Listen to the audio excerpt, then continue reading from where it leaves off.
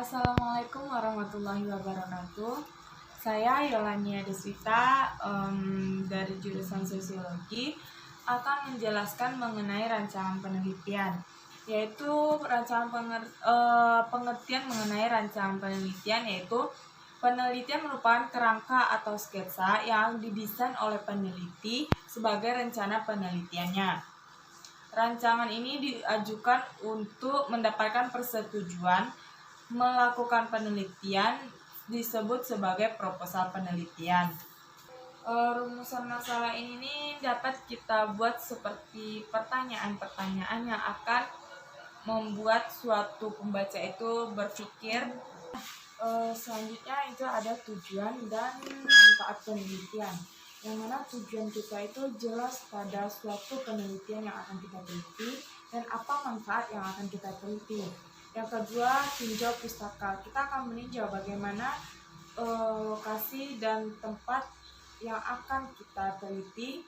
Yang kelima ada hipotesis. Yang keenam, populasi dan sampel subjek peneliti, yaitu yang mana subjek penelitian kita itu jelas dan datanya itu pun sesuai dengan kenyataannya atau valid. Yang selanjutnya ada variabel penelitian. Kemudian metode pengumpulan data. Kita akan melakukan pengumpulan data yang akan kita teliti. Yang kemudian metode analisis data. Kita akan menganalisis data yang telah kita dapatkan dan telah kita cari dan temui. Yang terakhir, kita akan menulis suatu laporan dari mulai kita melakukan suatu penelitian itu, dari adanya rumusan masalah hingga metode menganalisis data yang akan kita tulis menjadi suatu laporan yang dapat dibaca dan dimengerti oleh pembaca. Berikut ada beberapa kerangka dari penelitian. Yang pertama, adanya judul penelitian, yang mana kita harus menentukan judul yang akan kita teliti sedemikian mungkin dan dapat menarik perhatian dari pembaca. Selanjutnya ada rumusan masalah, yang mana kita dalam kasus yang ingin kita teliti, kita dapat menyusun rumusan masalah dalam penelitian yang dapat memperhatikan suatu fenomena dan mendefinisikan fenomena tersebut sebagai masalah. Berikutnya adanya tujuan dan manfaat penelitian, yang mana tujuan tersebut merupakan yang akan menjawab rumusan masalah, sedangkan manfaat penelitian adalah keuntungan yang bisa diperoleh oleh pihak tertentu jika penelitian yang kita lakukan itu selesai dengan baik dan maksimal. Selanjutnya adanya tinjauan pustaka, yang mana tinjauan pustaka ini dapat membuat pembaca mencari, membaca dan mereview bacaan yang relevan dengan topik penelitian yang kita lakukan. Kemudian adanya hipotesis, yang mana hipotesis ini dilakukan menggunakan kuantitatif. Hipotesis dihubungkan dengan dua variabel atau lebih yang menjadi kesimpulan sementara yang akan kita ujikan.